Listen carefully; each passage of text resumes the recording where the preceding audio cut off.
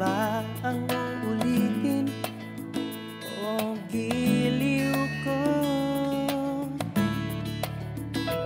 3 oras na akong nagpapakyot sa'yo, di mo man lang napapansin ang bagong t-shirt ko. Ilang isaw pa ba ang kakainin o giliw ko? Ilang tansan pa ba